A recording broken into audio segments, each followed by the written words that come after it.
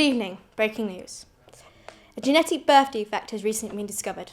It is estimated to affect 4 out of 5 of the planet's millennials and 1 in 5 of the earlier generations. The defect has resulted in a gradual loss of emotions of those averaging 18 and over.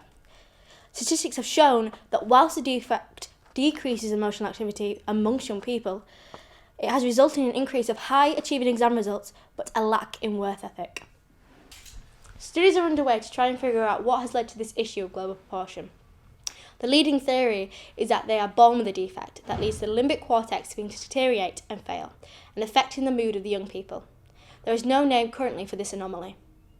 More on this at 6.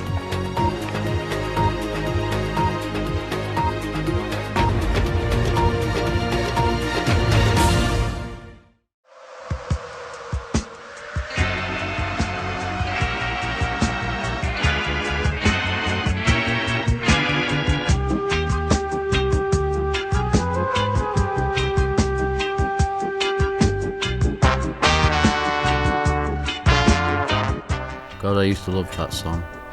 Usually I can feel a rhythm or a jig. Now it's nothing but just shallow, empty words.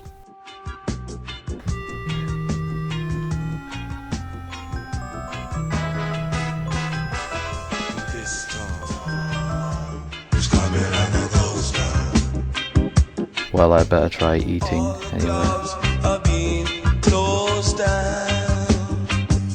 Is that really the only thing we have? A pepper.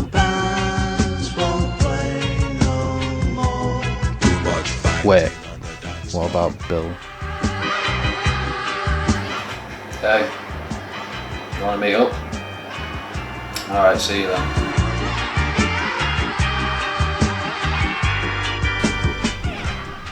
So, we've got to try and make each other laugh, alright? Right. You're a piece of shit. You're a jumped up prick. Your sister's built like a shopping trolley. Your dad is bored as fuck. You are scum. Anything? Nope. Let me slap you. Alright.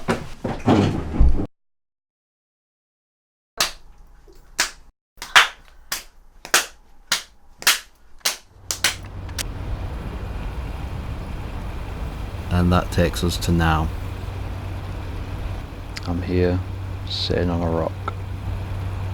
It's a nice place, I guess. Doesn't make me feel the same anymore. I came here hoping to feel something. Instead, I'm just sat on a rock, cold, drawing a blank.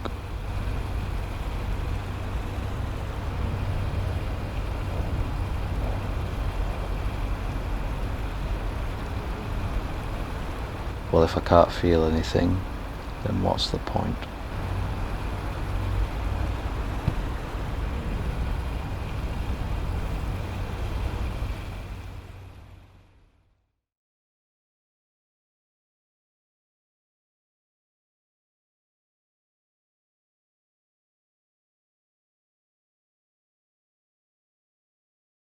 My name is Carlton Reeve. I'm the Head of Media Design and Technology at the University of Bradford. Rob Redman, Creative Tech. Manhunt. And I can't remember, but it was a very long time ago. But I probably was over 18, because I'm that old. I was 12 and it was Conker's Bad Fur Day. There is an extent to which violence is being normalised and becoming more cartoon, but I don't think there's any evidence to suggest that players or consumers are becoming less able to distinguish between media and real life. I think if people have psychological problems, then they may have those issues, but I think for mainstream audiences, it's probably okay. Of course, because Call of Duty and everyone's 8-year-old cousin's playing it. It's probably always happened, but the prevalence of media and the access to it is increasing. So I should imagine we've all watched 18 movies before we were 18. Almost everybody's drunk alcohol before it's been legal. So there's this kind of big precedent about us doing things before we're legally entitled to do. However, there's clearly some problems with children being accessed having access to materials that are clearly not appropriate for them because they can't frame it cognitively. So they may believe that certain things are normal reflections of adult life, and that becomes problematic. Slightly going off topic, I mean, one of the big areas where this may be an issue is porn, because increasingly porn is being treated as the normal way to have sex, and it's not. But when young people rely on porn as their form of education, it changes behaviours and expectations, and that in turn will create big problems further down the line. I don't think those necessarily exist in video games necessarily, but it clearly does happen in other areas. Yes, GTA 5 Online would say otherwise. I can't think of any obvious examples of games that would do that. Not that they're in the mainstream anyway. Even 18 games like, or games that are heavy in violence like the Call of Duty series or Grand Theft Auto, it's all presented slightly differently to real life. So I can't think of any particular examples. I suspect out on the fringes there are games that are really extreme, but I would imagine the exposure to those is pretty limited. Call of Duty, GTA 5, Battlefield, CSGO, Fortnite, the list goes on. If you're overexposed to something in particular, like, say, violent video games or heavy metal music, there's always that shock factor. And if you're overexposed to it for a long period of time, I guess you just get used to it, and then, yeah.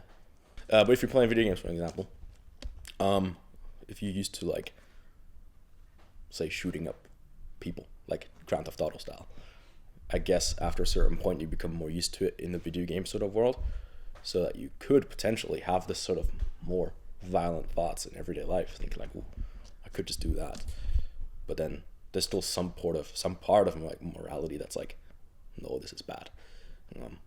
I guess it can influence your emotions, but I don't think it stops you. Younger generations like us, we never really had to worry about like war or anything, like our grandparents' generation. But we got like video games, we got heavy metal music, we got all sorts of popular culture stuff where violence is just readily available. So I think in that sense, we're just used to it. We're used to like being able to like just do things not do things, but just to take things which can be violent and just like live with it. I just think a greater level of balance, because if people are more desensitized, they're not going to be like, "Oh, I can't do this, I shouldn't do this," they'll just do it. But then there will always be like 99% of people that won't actually do it. That 1% of people maybe becomes 2% and then 3% and so on. I think overall it'll just be like maybe become more violent overall, but it won't be like a majority of violence.